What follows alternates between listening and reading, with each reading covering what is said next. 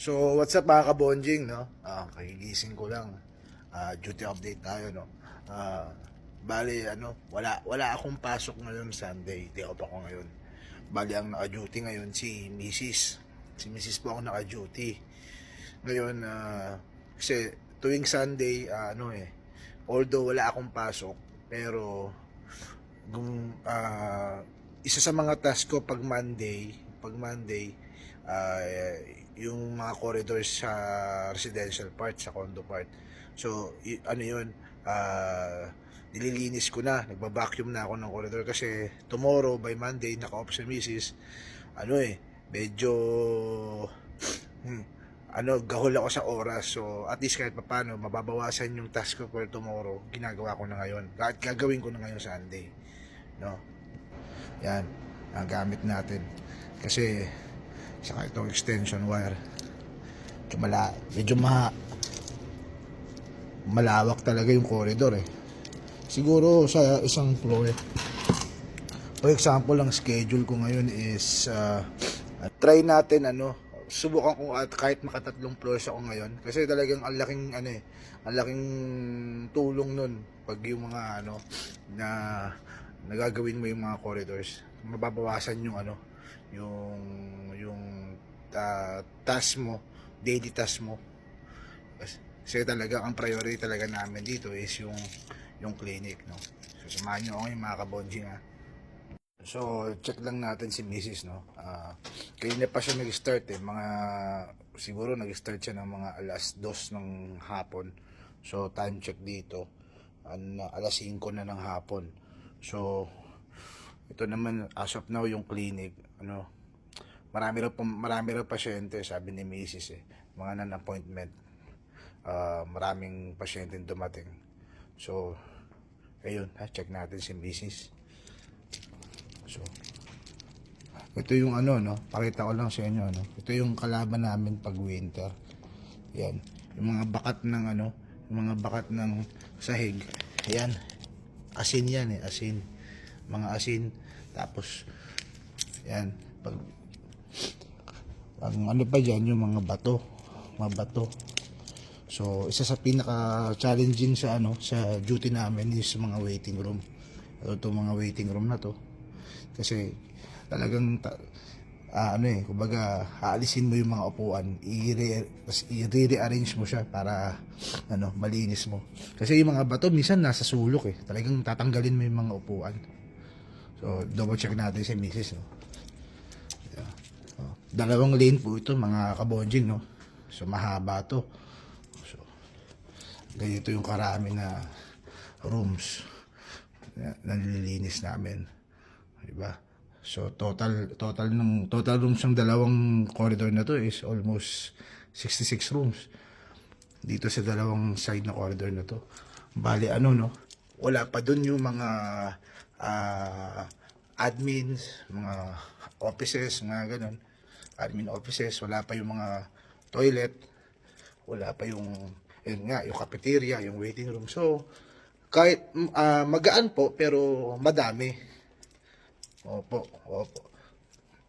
Saka pagdating po nga po ng mga weekdays, talagang maraming pasyente. Hindi po natin basta-basta malinis po kaagad yung mga kwarto kasi may mga doktor na hindi po sabay-sabay kung umuwi.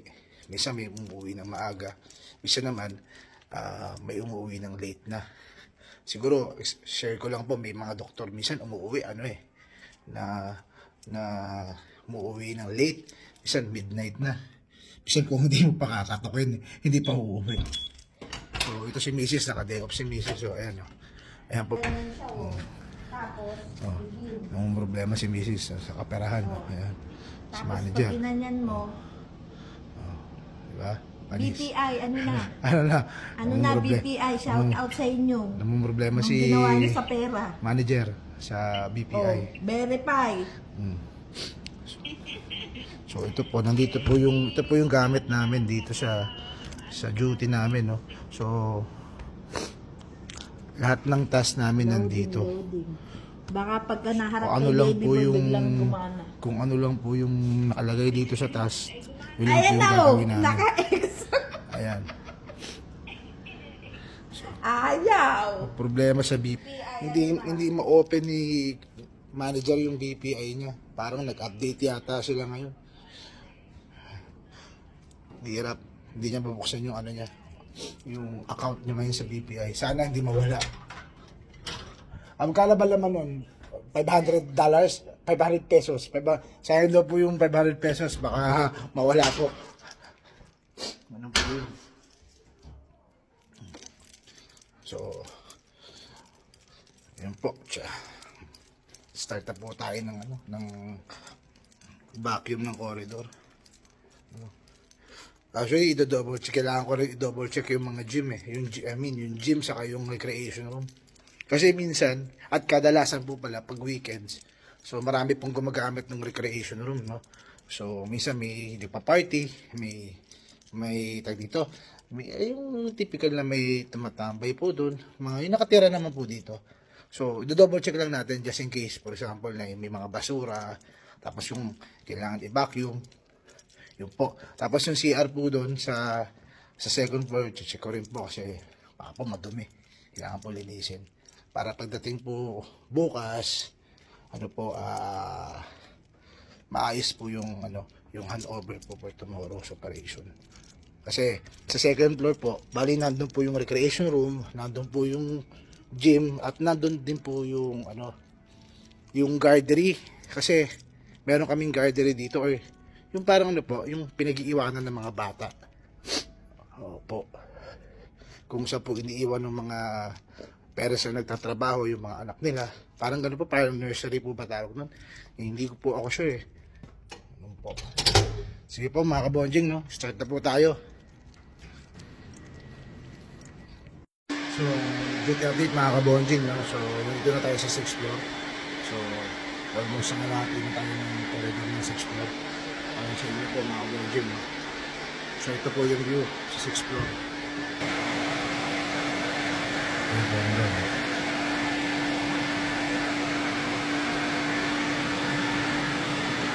Patanis na, no?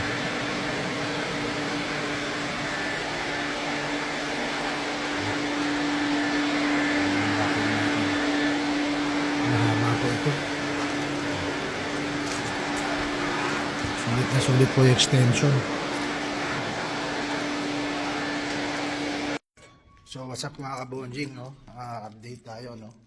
7:30, time check 7:30 na. So katatapos na natin ng vacuum ng corridor. Bali 3 portion na gawa natin. So ngayon lang tayo natapos. Medyo late na nga eh kasi tinanghali ako nagising. Hapon ako nagising. Kasi tuwing Sunday, nag-church kami tuwing umaga. So, pag uwi kami, umiidlip muna kami mag-asawa. So, ngayon, pero at least natapos natin 3 floors, no? So, uwi na tayo ngayon.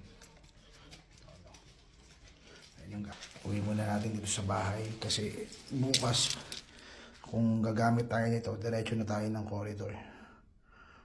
Ito na kabonjing na. Uwi na tayo. Pagod po. Kapagod po hindi. Uwi na tayo sa bahay.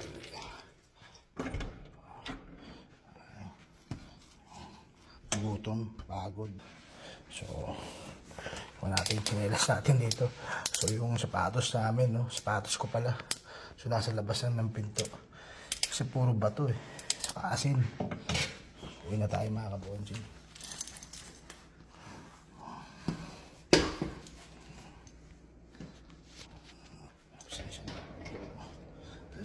Hindi bago pa tayo sa pag-vlog eh.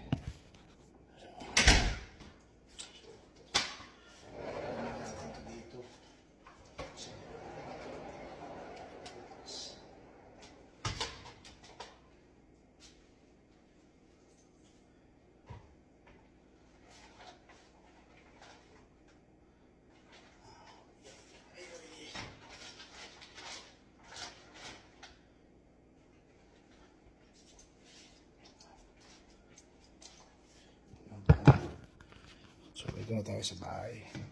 Bali si Mrs. po, mga alas 9 pa ho ng gabi siguro matatapos yun. At medyo madami yung task niya eh, pag Sunday.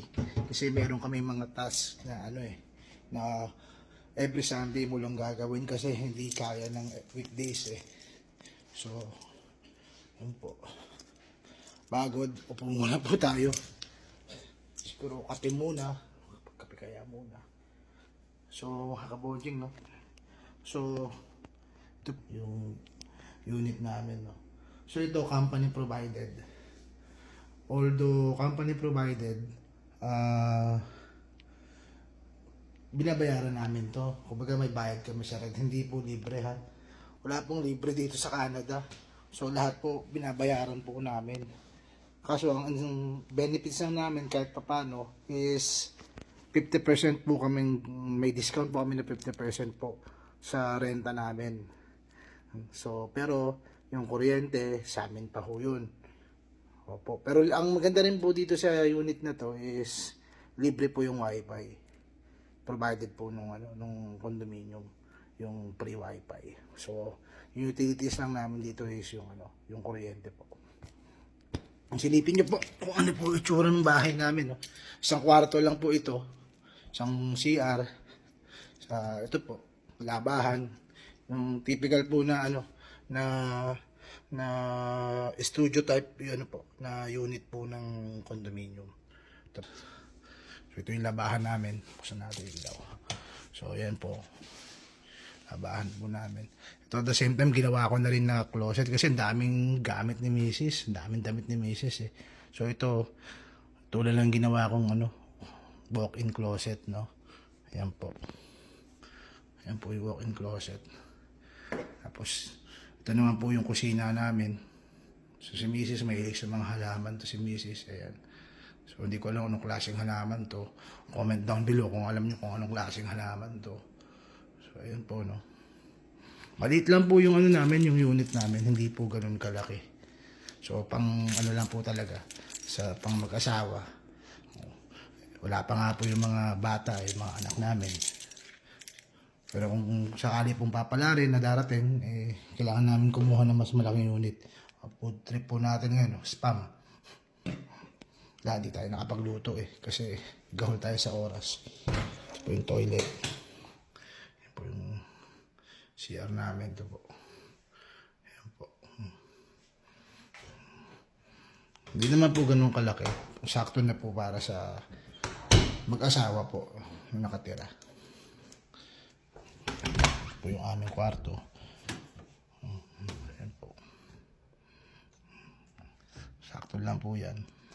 Kung tatanungin nyo po kung magkano yung binabayaran naming renta, kung dito po, kung wala po kayong discount, siguro yung mga normal na, yung mga ordinary na nagrenta, siguro yung mga ganitong, po namin, unit namin is nag-range po ng $1,400.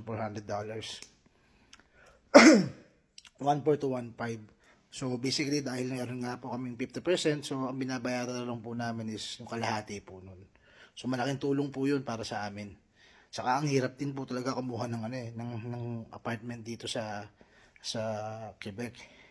Kasi from, dati kong trabaho, doon ako nakatira sa Libby. Kasama ko yung kapatid ko, kami ng mag-asawa, saka yung mga dati kong kasama sa trabaho. So, doon, mas less po yung binabayaran namin kasi, bali, po yun 3 kwarto.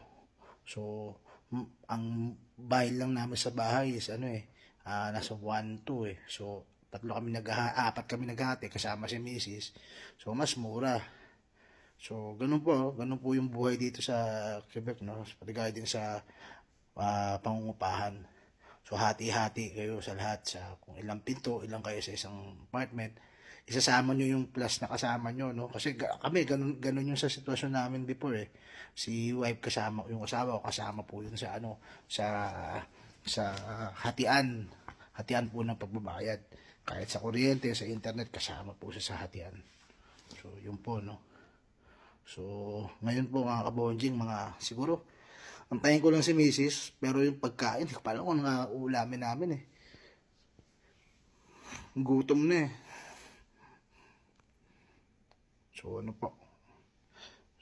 So, hanggang na po, siguro po bukas po mag-upload po tayo kung ano yung pwede natin content. Siguro baka pwede na tayo mag-content ng pagluluto kung sakali yung typical na niluluto namin dito ni Mrs. Kung ano yung madalian. Ganun po. Muli po, maraming salamat po sa mga nanonood.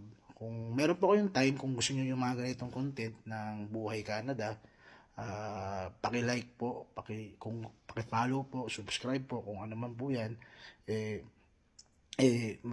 ma-appreciate po namin mag-asawa yan. Muli po mga kabonjing, salamat po. Maraming salamat po. At mag-iingat po. Ingat po sa mga kababayan natin na nasa Middle East na alam mo niya may sitwasyon ngayon na may gera. Ingat po kayo dyan. Panalangin po para sa inyo. Yun po, basta mag-ingat po kayo. At sa lahat po ng mga nanonood, ingat po kayo lahat. Salamat po. Kita-kits po uli bukas, mga kabonjing. Peace po.